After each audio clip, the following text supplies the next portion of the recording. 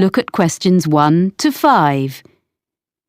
Pause the recording for 30 seconds.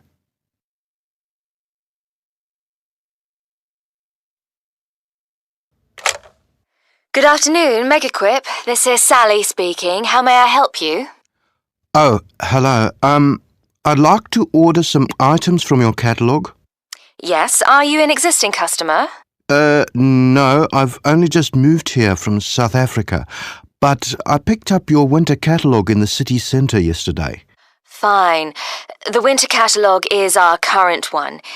As you're a new customer, I need to take a few details from you. The customer is using the winter catalogue, so winter has been written in the space. Now we shall begin. You should answer the questions as you listen, because you will not hear the recording a second time. Listen carefully and answer questions 1 to 5. Good afternoon, Megequip. This is Sally speaking. How may I help you? Oh, hello. I'd like to order some items from your catalogue. Yes, are you an existing customer? No, I've only just moved here from South Africa, but I picked up your winter catalogue in the city centre yesterday. Fine. The winter catalogue is our current one. As you're a new customer, I need to take a few details from you. Sure. Your name is? Oscar Greening. That's Oscar with a K. Oskar? Yes. Greening. And your address? York Terrace. Here in the city? Yes. What number? It's a flat, number 52C. C. Got that. And would that be the same address for delivery? No, actually, I'm out all day, but my neighbour can take delivery at number 5 York Avenue. It's just round the corner. Okay, fine. Number 5. I've got that. And will you be paying by debit card or credit card? Well, I don't have any cards yet. I'll have some shortly, but I want these things this week, if possible. Could I come to the store and pay cash in advance? Well, I guess so. I'll make a note. I'm afraid that payment method doesn't entitle you to a discount. No, I didn't expect one for that. But what about my address? It says on the cover of the catalogue... Oh, yes, you're right. Of course, York Terrace is within the city, so you get free delivery and 5% discount on your order. Oh, good.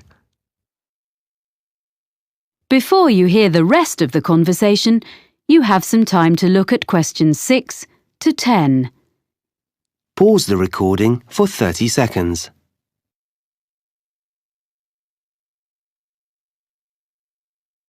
Now listen and answer questions 6 to 10. So, what would you like to order? You have our current catalogue, you say? Yes, I need 3 things for the room where I study. My office, I guess. The most urgent is a desk lamp. Is your catalogue number 664 in stock? 664? That's, not home office. It's in the living section of the catalogue. It is. I want a small one that clips onto the edge of the desk. Yes, no problem. In which colour? I'd like the greyish-coloured one, please. Oh, you mean the shade we call slate? Yes, it's a nice colour. And I wondered, could I get that when I come in to pay, rather than waiting for delivery? I really need to be able to read at night, and the lights in this flat are useless. Yes, I'm sure that'll be okay. I'll note down that's customer will collect. What else did you want? Well, I need a chair which gives good support when I'm using my computer. I saw one in your home office section, and I think it would suit me. It's on page 45, item number 129. Yes. And it's fully adjustable, isn't it? Let me see. Height, yes. back, yes. I'm not sure about the arms, though. Oh, that could be a problem. I'm very tall. What about 131 on the same page? That has adjustable arms, seat, everything. But can I get that in the same colour? I mean, the green, like the one it shows. Oh, they all come in the full range of colours. OK. So I'll go for 131 in green then. I think you'll like that. My brother's very tall and he uses one. We can make sure there's one on the delivery van to you early next week. Oh, good. Thanks. And so, lastly, I need a filing cabinet for my documents. A little filing cabinet with 2 drawers. OK, 2 drawers. Do you want the ordinary one or the lockable one? It's an extra £20. Sorry, what's that? You can have it with a lock, which is more secure. Oh, yes, please. OK, so that's number 153. It doesn't by any chance come in slate, does it? Well, it's similar, but the commercial office furniture doesn't come in so many shades. So it's grey? That's right. Fine, that'll do. Now, about delivery, the 2 items will probably come at different times, as we have the chair in stock here, so our van will bring it, as I said. The filing cabinet will be coming direct from London, so today is the 29th of September, say not more than 4 days. That'll be delivered on or before the 3rd of October. You'll have them both within 4 days. That's fine. I'll drop in tomorrow morning to pay and get the lamp. Thanks for all your help. Thank you for your order. Let me know if we can do anything else for you. Thank you. I will. Bye. Bye. That is the end of section 1. You now have half a minute to check your answers. Pause the recording for 30 seconds. You will hear a man taking a group of tourists around a museum site. First, you have some time to look at questions 11 to 14. Pause the recording for 30 seconds.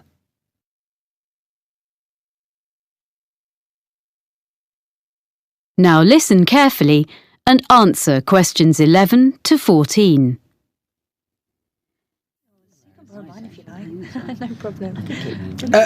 Welcome to Brampton Museum. I'm going to tell you a little bit about the museum first and then show you round. As you can see, Brampton is an open-air museum. The first open-air museums were established in Scandinavia towards the end of the 19th century, and the concept soon spread throughout Europe and North America, and there are several in Britain, all of which tell the history of a particular part of the country. Brampton focuses on life during the 19th century. The site was chosen because there were already some historic 19th century buildings here, and others have been dismantled in different parts of the region and rebuilt on the site. This hadn't been attempted before in these parts, so we're very proud of what we have here. All of the buildings are filled with furniture, machinery and objects. You may be able to see these in other museums, but not in their original settings. What also sets Brampton apart from other museums is that the story of the exhibits is told not by labels, but by costumed staff like myself.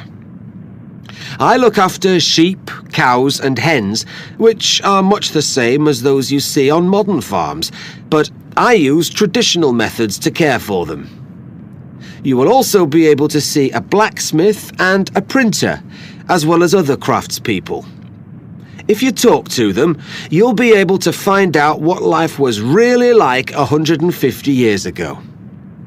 Our programme of activities during the year has guided walks, an agricultural fair, and all the other events you would expect a museum to have. But remember, here you experience them in the real surroundings. The site is divided into different areas. The main building contains our High Street, which is a street of 19th century shops, offices and some homes. There's a stationer's shop which sells a range of specially selected cards, prints and copies of Victorian stationery, all available for purchase by visitors. Upstairs, in the same building, a printer demonstrates the production of posters, business cards and advertising material. Across the street from the stationer's is a clothes shop, and there's a baker's where you can watch a demonstration of someone making bread, cakes and pastries. We also have a sweet shop, which has old-fashioned sweets for sale. Vintage trams travel along from one end of the street to the other, carrying visitors on their journey into the past.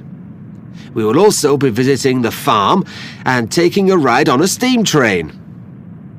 Of course, the main form of transport in those days was the horse, and you can watch horses being exercised in the old stables. This part of Britain was famous for coal mining, and on the site we have part of a mine which opened in 1860 and was worked for over 100 years before closing in 1963. Visitors can put on a hard hat and take a guided tour underground to see how coal was worked and to experience the working conditions in the early 1900s. Before you hear the rest of the talk, you have some time to look at questions 15 to 20. Pause the recording for 30 seconds.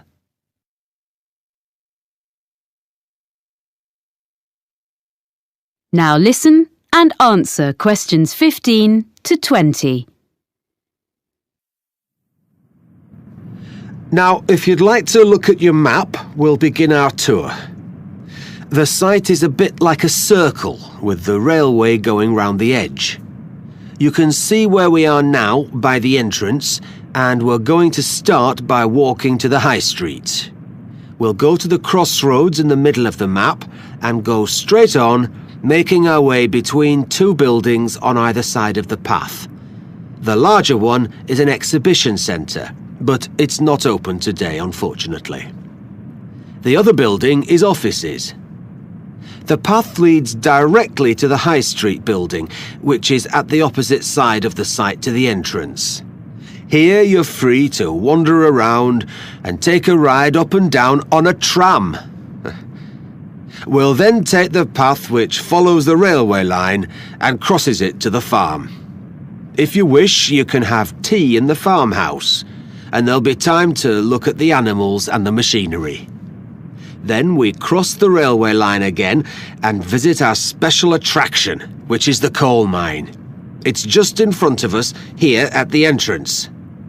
We'll return to the crossroads and walk through a small wooded area to the manor house. This is one of the original buildings on the site and belonged to a wealthy farmer. You can look round the house and gardens and talk to our guides who can tell you what it was like to live there. We will then follow a path which goes past the pond and will take us to the railway station, which is situated between the path and the railway line. Finally, we'll take the steam train back around the site, passing alongside the High Street and the coal mine back to the entrance. So, if you'd like to follow me...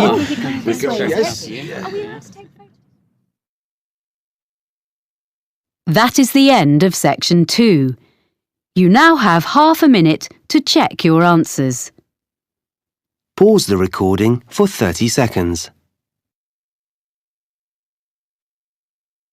You will hear a conversation between Cressida, a student of journalism, and her tutor, Dr. Erskine, about a work placement that she has recently done. First, you have some time to look at questions 21 to 26. Pause the recording for 30 seconds.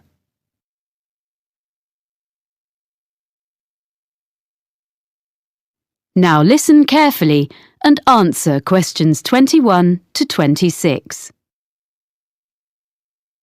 Well, Cressida, that was an interesting presentation you gave yesterday on your placement at the TV News Centre. Thank you, Dr. Erskine. I did work hard on it. Yes, and you did entertain the class. They enjoyed your humour, but you informed them too. But I felt there was a bit of a backstory. You know, something you weren't telling us. So how was it really? Yeah, well, I learned a lot, as I said. Mm-hmm. But I think some of the lessons weren't ones I wanted to share with the whole group. Ah. I mean, my expectations about what it would be like were too high. I'd been fantasising a bit about what I'd be doing. I mean, it all worked out okay in the end.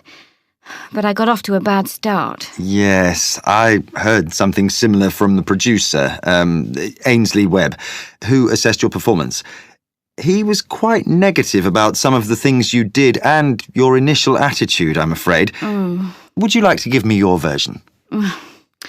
I didn't prepare properly is the main thing. On my first morning, I hadn't checked my commuting route properly. And I didn't notice that it says the buses don't start till 6. I had to run all the way to the studio, but I was still late, and I looked a mess. Well, better at this stage of your career than later. To be honest, I made the same kind of mistakes when I was your age. But anyway, as I say, I think the presentation yesterday went extremely well, and I will bear that in mind when I grade your work experience overall. Thank you for being so understanding. Right. Now, have you completed your diary of what you did there? Professor Jenkins hasn't received it, he says.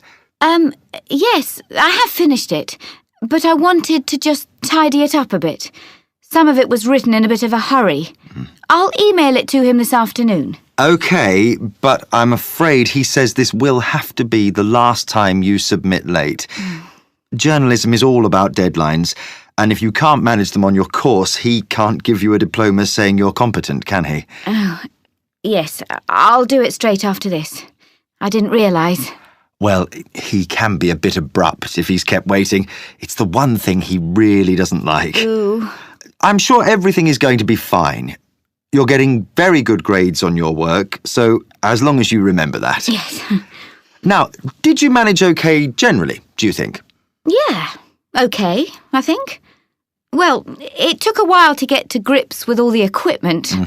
Some of it was quite old, not as fast as what we have here in college, and at first I kept thinking it was my fault.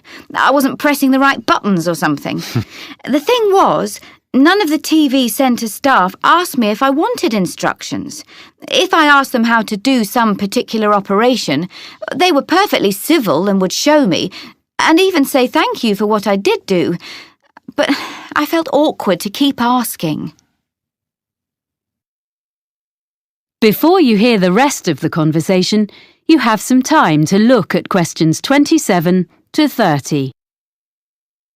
Pause the recording for 30 seconds.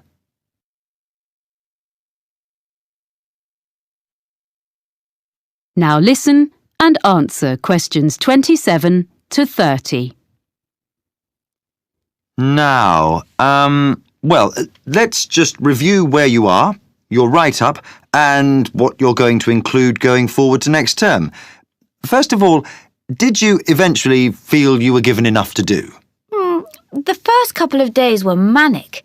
The production team was short of staff, and I was rushing all over the building, taking messages to various people and fetching things. Of course, I didn't know my way around, so I kept ending up in some storeroom or somewhere instead of the studio I was meant to be in. Or I mistook some important visitor for a colleague because I didn't know who anyone was. Then, after that, things sort of calmed down. So sometimes I was hanging about until someone decided to give me a chore. But I had a piece of luck at the end of the week, because they got a new bit of equipment which was the same as we have in the editing suite here, and I knew how to use it, which none of them did. So that gave me a bit of status. Unfortunately, it meant I spent the next 3 days stuck in the editing suite. But by the end, I'd shown I wasn't just a silly student. So then, when the senior reporter needed someone to go out with him when he went to interview a junior minister, I got to go along because he knew I could handle the technical side. Well, that's good. Yes. Well, I know I need to learn from my mistakes. I mean, basically, I need to think more about forward planning. But on the other hand, I feel much more confident now. I did survive. I didn't ruin anything. I did actually make a contribution, according to the producer. Ah. One thing I want to take forward to my final assignment, though, is some reflections on ethics. Yes? I had a bit of an argument with one of the senior presenters. He was editing part of an interview, and he just changed something someone said. Ah. When I questioned him, he just snubbed me. And I mean, this wasn't some public relations expert or government professional spokesperson. It was like a member of the public. But he said, oh, they never remember what they said anyway. You want to develop this into part of your final assignment? It would be a very positive line. I can give you some references. Oh, thanks. That would be great. That is the end of section 3. You now have half a minute to check your answers. Pause the recording for 30 seconds. You will hear a lecturer talking about the history of the electric guitar. First, you have some time to look at questions 31 to 40. Pause the recording for 1 minute.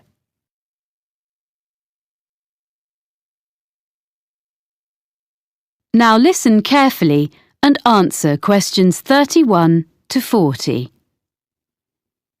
During today's lecture in this series about the history of popular music, I'm going to look at the different stages the electric guitar went through before we ended up with the instrument we know so well today.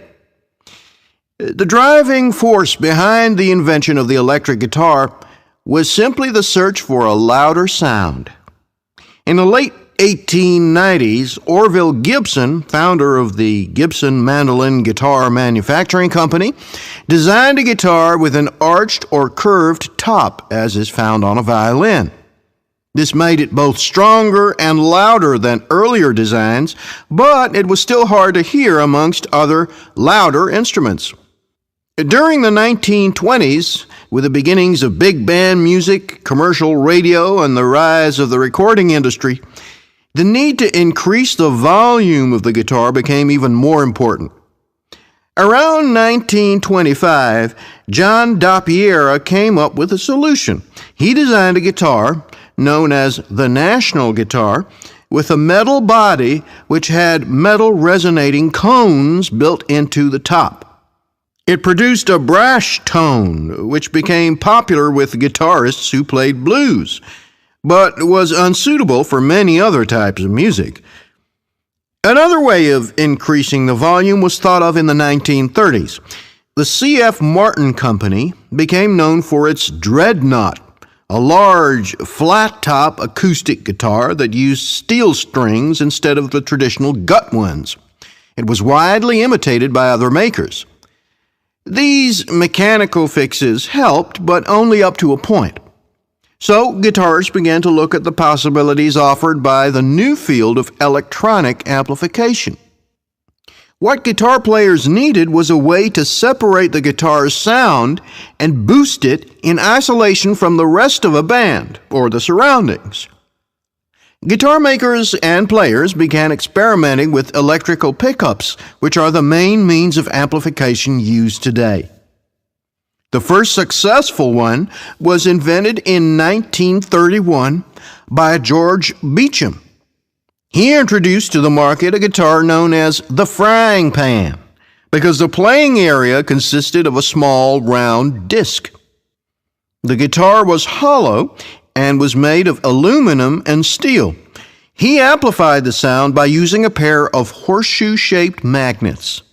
It was the first commercially successful electric guitar. So by the mid-1930s, an entirely new kind of sound was born. Yet along with its benefits, the new technology brought problems. The traditional hollow body of a guitar caused distortion and feedback when combined with electromagnetic pickups.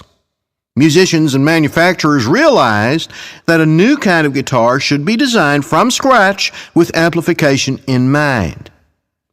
In 1935, Adolf Rickenbacker produced a guitar which took his name, the Rickenbacker Electro-Spanish. It was the first guitar produced in plastic, which, because of its weight, vibrated less readily than wood. It eliminated the problems of earlier versions, which were plagued by acoustic feedback. The Electro-Spanish had its own problems, however, because it was very heavy, smaller than other guitars of the period, and was quite awkward to play. Developments continued, and in 1941, Les Paul made a guitar which he called the Log. And true to its name, it was totally solid. All previous guitars had been hollow or partly hollow. It looked slightly strange, but the next step had been made towards the modern electric guitar. The first guitar successfully produced in large numbers was made in 1950 by Leo Fender. His Spanish-style electric guitar, known as a Fender Broadcaster, had a bolt-on neck and was initially criticized by competitors as being very simple and lacking in craftsmanship. Yet it was immediately successful and was particularly suited to mass production, spurring other guitar companies to follow Fender's lead.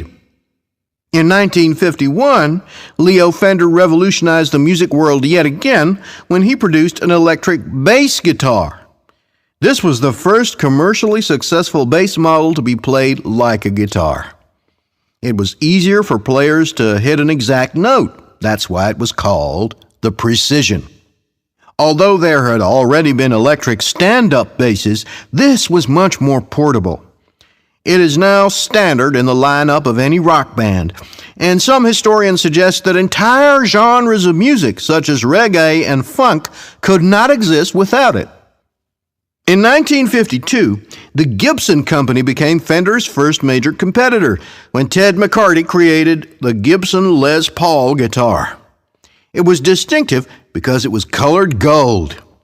The reason for this was to disguise the fact that it was made from two different kinds of wood. In 1954, Leo Fender responded to this successful instrument by introducing the Fender Stratocaster. It is easily identified by its double cutaway design and 3 pickups. This model may be the most influential electric guitar ever produced. The modern guitar as we know it was here to stay. That is the end of section 4. You now have half a minute to check your answers. Pause the recording for